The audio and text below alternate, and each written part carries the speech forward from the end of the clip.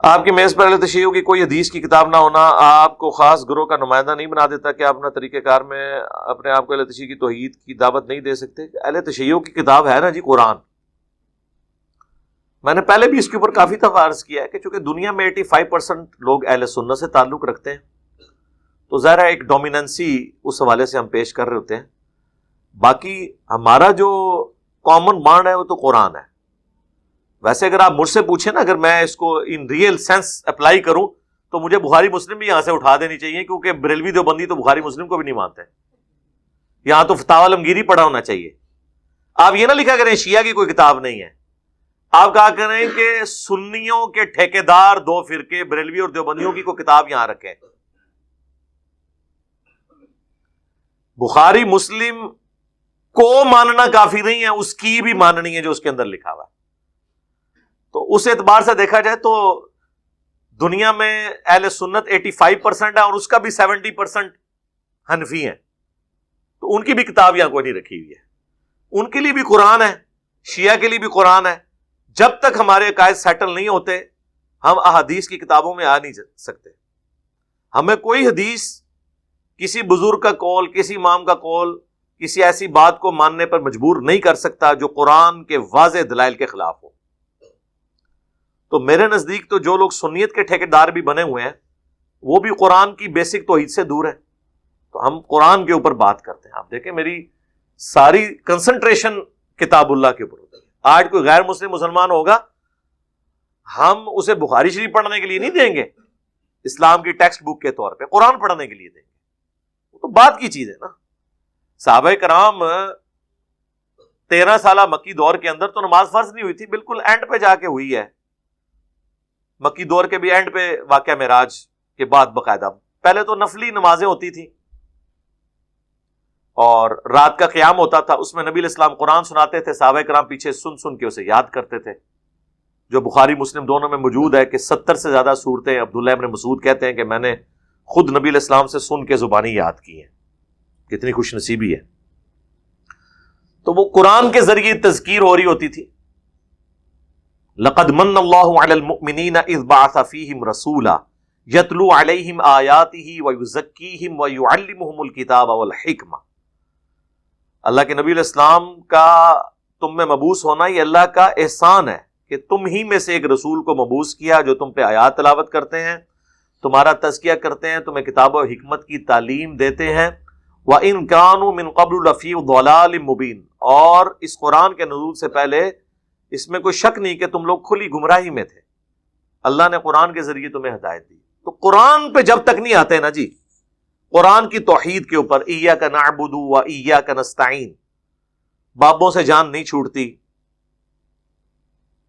اس وقت تک آپ اس سے آگے چل ہی نہیں سکتے. کل ہی ہماری ایک ویڈیو اپلوڈ ہوئی ہے،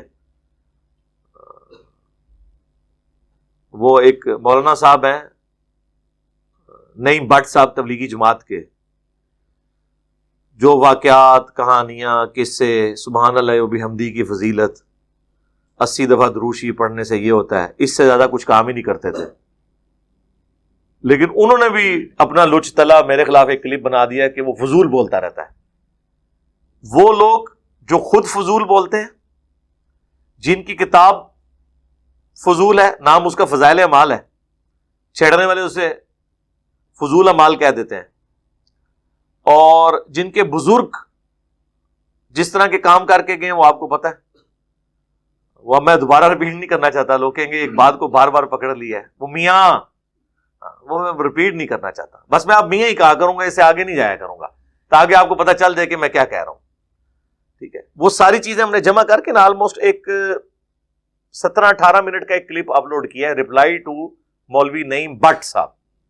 یہ تمہارے بٹ صاحب ہیں نا، ان کو کل ہم نے فون کر کہا کہ بٹ صاحب تھوڑے خلاف کلپ آ گیا. گلو بٹ پولیٹکس میں تھے تو مذہبی حلقوں میں بٹ آ گئے. تو ہم نے خیر بڑے احترام سے ان کا نام لکھا ہے، حفیظہ اللہ لکھا ہے صاحب، اور پھر ان کو بتایا کہ آپ یہ آدھے آدھے کلپ کاٹ کے صرف اپنی جو بھیڑیں ہیں ان کو اپنے ریوڑ میں واپس لانے کے لیے اس طرح کی حرکتیں نہ کریں، کوئی علمی بات کریں، کوئی چیز ہائی لائٹ کریں، اور جو ہائی لائٹ کی ہے وہ بھی ادھوری. یار ان کے بزرگوں کے پورے پورے واقعات بتا دیں، اس کی تعویل کرتے ہیں. ہمارے 5 3 4 سیکنڈ کے کلپس کے اوپر یہ تبصرہ کر دیتے ہیں. 4 سیکنڈ میں کوئی کیا بات کنوے کر سکتا ہے؟ کوئی بات شروع ہوئی ہوگی، ختم ہوئی ہوگی، اس میں سے ایک کلپ آپ نے اٹھایا ہے، ایک کانٹیکسٹ میں بات ہوئی ہوگی. نہیں تو پھر ہمیں تو پھر فل ٹاس چاہیے ہوتی ہے، تو چھکا نہیں مارتے ہیں، باؤنڈری سے باہر پھینکتے ہیں. اور اللہ کی وجہ سے اس طرح کے جتنے بھی لوگ شریف النفس قسم کے میدان عمل میں اترے ہیں نا، دوبارہ وہ نہیں اترے. سب سے پہلے مصباحی صاحب نے چھلانگ ماری تھی اور ان کا کہ میں اپنے رب سے توفیق مانگ رہا ہوں. 2 سال ہو گئے ہیں بے توفیقے ہیں. اس کے بعد یہ پچھلے دنوں جمال بغدادی صاحب نے اس میں کود پڑے. اب یہ نہیں بٹ صاحب کود پڑے. ان کا بس چلتا تو طارق جمیل صاحب کو بھی بیچ میں ڈال دیتے ہیں، لیکن ظاہر ہے طارق جمیل صاحب تو اس طرح کاموں میں پڑیں گے نہیں، ان کو پتہ بھی ہے کہ ان کاموں کا انجام کیا ہے. ویسے بھی ان پہ حق کھل چکا ہے الحمدللہ. تو وہ کل ویڈیو اپلوڈ ہوئی ہے، اس میں آپ دیکھ لیں. میں نے اس طرح کی ساری چیزوں کو اس میں ایڈریس کر دیا ہے کہ یہ ان کے ایجنڈے کچھ اور ہوتے ہیں. یہ قرآن و سنت پہ آنا ہی نہیں چاہتے ہیں. یہ چاہتے ہیں قرآن و سنت سے وہ رزلٹ ہم نکالیں جو ان کے بابوں نے نکالا ہے، اور دھوکہ یہ دیتے ہیں کہ جی پرانے سارے بزرگ پاگل تھے. ہم نے کب کہا پرانے بزرگ پاگل تھے؟ ہم کہتے ہیں درمیانے بزرگ پاگل تھے. پرانوں کو تو ہم نے کبھی کہا نہیں. پرانوں کو تو ہم مقدمہ لڑ رہے ہیں. اگر میں سیدنا علی کو سپورٹ کرتا ہوں تو یہ میری کیا ذاتی رائے ہے کہ یا میں خلفائے راشدین کو سپورٹ کر رہا ہوں؟ میں ایک پارٹی کے ساتھ کھڑا ہوں. نئی پارٹی نہیں بنائی ہے. نئی پارٹی تب ہوتی جب میں حضرت علی اور حضرت معاویہ دونوں کو غلط کہتا. پھر کہتے ہیں ہاں تو نواں جم پہ ہے. جب میں کہہ رہا ہوں کہ میں حضرت علی کے ساتھ ہوں، علیکم بسنتی وسنت الخلفاء الراشدین المہدیین، تو یہ تو میرے ایمان کا تقاضا ہے نا. اب آپ کہہ رہے ہیں میں دونوں کے ساتھ نہ کھڑا ہوں، ٹھیک ہے، یا بیک وقت میں اس طرح کھڑا ہو جاؤں کہ دونوں پارٹیاں خوش ہو جائیں. یہ تو ہو ہی نہیں سکتا میرے بھائی. اسلام کی تو خوبصورتی یہ ہے کہ اسلام حق اور باطل کو واضح کرتا ہے. اسلام کے اندر توحید اور شرک اکٹھا نہیں ہو سکتا. سنت اور بدعت اکٹھی نہیں ہو سکتی. احادیث اور کہانیاں اکٹھی نہیں ہو سکتی. اور جب ایک چیز کو آپ بیان کریں گے دوسرے کا رد خود بخود ہو جائے گا. وہ مولانا اسحاق صاحب رحمہ اللہ کی ایک بات مجھے بڑی پسند ہے. وہ کہتے تھے کہ بھائی جب توحید بیان کریں گے تو نبیوں کی گستاخی آٹومیٹکلی ہو جائے گی. اگرچہ وہ گستاخی نہیں ہوگی، لیکن آپ کو جو نبیوں کا سٹیٹس بتایا گیا نا اس میں تو گستاخی ہے.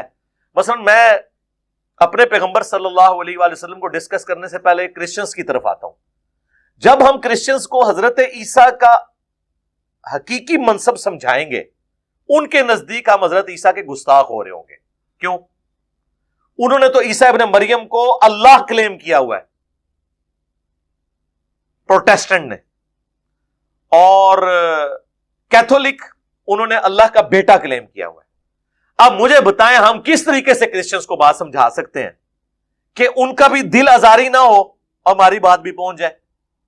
آٹومیٹکلی ہو جائے گی. جب ہم کہیں گے کہ عیسیٰ ابن مریم تو روٹی کھانے کے محتاج تھے، تو یہ تو قرآن کی آیت ہے، تو ان کی تو دل آزاری نہیں ہوگی. سورۃ المائدہ میں آیا کہ عیسیٰ اور ان کی ماں دونوں کھانا کھایا کرتے تھے. کیا ایسے لوگوں کو تم عبادت کر رہے ہو جو نہ تمہارے نفع کے مالک ہیں نہ نقصان کے؟ پھر سورۃ المائدہ میں ہی آیا کہ اگر اللہ ارادہ کرے عیسیٰ ابن مریم کو، ان کی ماں کو، اور جتنے زمین میں آباد ہیں ان سب کو ہلاک کر دے، اللہ کا کوئی کیا بگاڑ لے گا؟ اب اس طریقے سے جب ہم قرآن، ظاہر ہے میں نے قرآن کے الفاظ میں ہی دعوت پیش کرنی ہے نا. یا تو آپ کہہ دیں قرآن سے بہتر کوئی کتاب ہے اور اللہ سے بہتر کوئی ٹیچر ہے. یہ تو کہتے ہیں نا میٹھی میٹھی باتیں کریں. تو پھر یہ دیکھ لیں، پھر یہ باتیں ہیں تو کوئی دنیا کا کرسچن کی بات سننے کے لیے تیار ہوگا؟ تو اب ہم ان کی پرواہ کرتے ہوئے دین کو ہی ٹیمپر کر دیں گے؟ نہیں، ہم سچائی بتائیں گے، آنکھوں میں آنکھیں ڈال کے بتائیں گے، دلائل کے ساتھ بتائیں گے، اور وہ ان کے اوپر انشاءاللہ تعالی اثر بھی کرے گا جن کے لیے قسمت مقدر ہے. اور جو لوگ خود بدبختی کما رہے ہیں ان کے لیے ہدایت نہ پیغمبروں کی موجودگی میں ہوتی ہے نہ پیغمبروں کے جانے کے بعد. تو مولانا اسحاق صاحب کا جملہ کہ جب ہم توحید بیان کریں گے تو انبیاء کی تو گستاخی ہو جائے گی نا. کیوں؟ آپ لوگوں نے پیغمبروں کے بارے میں یہ کلیم کیا ہوا ہے کہ وہ خود سے غیب جان لیتے ہیں. ہم کہتے ہیں کہ اللہ کی وحی سے پتہ ہے. اچھا، یہ جب میں بات کرتا ہوں نا بریلویوں کو بڑا غصہ آتا ہے. وہ کہتے ہیں جی ہم پاگل ہیں کہ ہم کہیں کہ نبی خود سے جانتے ہیں. ہمیں بھی پتا ہے، لیکن آپ الٹیمیٹلی رزلٹ یہی نکالتے ہیں. اس کی وجہ یہ ہے کہ ہمیں پتا ہے کہ آپ یہ کہتے ہیں کہ اللہ کے بتانے سے نبی کو پتا چلتا ہے، لیکن آپ میں اور ہم میں فرق یہ ہے کہ آپ یہ کہتے ہیں کہ اللہ نے ایک ہی دفعہ سب کچھ بتا دیا ہے. اب ہر معاملے کے لیے نبی کو اللہ تعالیٰ کی طرف رجوع لانے کی ضرورت نہیں پڑتی، وہ ہمارے دلوں کے حال خود ہی جان لیتے ہیں. وہ قبر مبارک کے اندر ہوتے ہوئے بھی ہمیں دیکھ رہے ہیں. ہم یہ کہتے ہیں کہ حضور کے مبارک زمانے میں بھی اور آج بھی صرف وہی بات پیغمبر تک پہنچتی ہے جو اللہ پہنچاتا ہے، خود کوئی کمپیٹنسی نہیں ہے جو پیغمبر حاصل کر لے. یہ فرق ہے. اس کو میں دنیاوی مثال سے دیتا ہوں، آپ کو سمجھانے کے لیے آسان ہو جائے گا کہ جس طرح عورت کا کوئی اختیار نہیں ہے کہ بچے کے لیے دودھ اتر آئے، اس طرح پیغمبر کا کوئی اختیار نہیں ہے کہ وہ خود سے غیب جان لے. یہ کوئی فن نہیں ہے. جس طرح ایک تندور میں روٹیاں لگانے والا تندور میں روٹیاں لگانا سیکھ جاتا ہے، یا ایک شخص 3-4 دن سمارٹ فون پہ بیٹھے تو چلانا سیکھ جاتا ہے، اس طرح علم غیب کوئی ہنر نہیں ہے جو پیغمبر سیکھ جائے. بس اللہ جب بتاتا ہے، یہاں سے فرق شروع ہو جاتا ہے. اب جب ہم علم غیب کے اوپر آیات پیش کریں گے کہ اللہ کے سوا کوئی غیب نہیں جانتا، اور میں نے تو چیلنج کیا ہے کہ سورۃ الاعراف کی آیت نمبر 188 تو کوئی چوک میں کھڑا کے بیان کرے نا تو وہ شہید ہو جائے گا. اتنے سخت الفاظ ہیں اس کے اندر. یعنی اصول برکت کے لیے اب ذکر ہوا ہے تو میں تو اس کو تو بار بار ہائی لائٹ اس لیے کرتا ہوں تاکہ آپ کو پتا چلے کہ یہ معاملہ آپ کی سوچ سے زیادہ گمبھیر ہے. یہ کہنا آسان ہے کہ توحید، بھائی توحید تو حضرت نوح علیہ السلام سے نہیں لوگوں نے سنی ہے، آپ سے میرے سے کہاں سے سنیں گے؟ قل لا املک لنفسی نفعا ولا ضرا، اے نبی تم خود فرما دو کہ نہ میں اپنی جان کے لیے کسی نفع کا مالک ہوں نہ کسی نقصان کا. تو جب سب سے پہلے تو انسان کو اپنی جان پیاری ہوتی ہے نا. اگر میں اپنے لیے کوئی نفع نقصان کا مالک نہیں ہوں تو تمہارا تو معاملہ ہی ختم ہو گیا. الا ما شاء اللہ، مگر جو اللہ میرے لیے چاہے. وَلَوْ كُنْتُ أَعْلَمُ الْغَيْبِ، اگر میں خود سے غیب جان لیتا، لَاسْتَكْثَرْتُ مِنَ الْخَيْرِ، تو میں خیر کثیر جمع کر لیتا. یعنی اگر مجھے یہ پتا چل جاتا مستقبل میں کیا ہونے والا ہے تو میں مستقبل کو فورسی کرتے ہوئے پہلے ہی اپنے معاملات کو اس طریقے سے ٹیکل کر لیتا. وَمَا مَسَّنِيَ السُّوءُ، اور مجھے کبھی کوئی تکلیف نہ پہنچتی. حضور کو تو نہیں پتا تھا غزوہ احد میں آپ کے اس طریقے سے دانت شہید ہو جانے، ورنہ آپ اس کے لیے کوئی ریمیڈی کر لیتے. پیغمبروں کو بھی تکلیفیں آئی ہیں. آپ کو نہیں پتا چلا صحیح بخاری میں ہے کہ آپ کے کھانے میں زہر ملایا گیا، وہ تو جب زبان پہ رکھا تو اللہ تعالیٰ نے معجزانہ طور پہ اس لقمے کے ذریعے آگاہ کر دیا حضور کو، لیکن اس کا بھی حضور کی ذات کو وقتی فائدہ ہوا، لیکن کئی صحابہ شہید ہو گئے. تو اب نبی الاسلام نے اپنے اصحاب کو خود زہر کھلا کے مروایا، نعوذ باللہ. پھر سنن ابی داؤد میں پوری تفصیل ہے، اس یہودیہ عورت کو قتل کیا گیا جس نے زہر دیا تھا قصاصاً. ظاہر ہے اس نے اتنے اصحاب کی وہ قاتل بنی، اور بخاری میں آتا ہے کہ 4 سال کے بعد وہ زہر کا اثر دوبارہ واپس لوٹ آیا.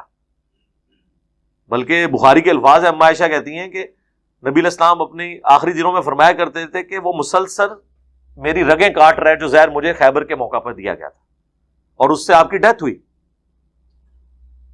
آپ کہانیاں سناتے ہیں، خالد ابن ولید نے جناب بسم اللہ پڑھ کے تھے زہر کھا لیا سی، اللہ کے نبی نے بغیر بسم اللہ دے یہودیت کی دعوت کھا دی سی. ہاں دیو جواب ہو، بات کرنے والی کرے. بسم اللہ پڑھنے سے نہ زہر کا اثر ختم ہوتا ہے، نہ کوئی بسم اللہ پڑھ کے ساکٹ میں 2 انگلیاں دے دے تو وہ بچ جائے گا. جیڑا کوئی ہے ولی اللہ لے ہو، میں تو چاہنا صفائی ہوئے دنیا تو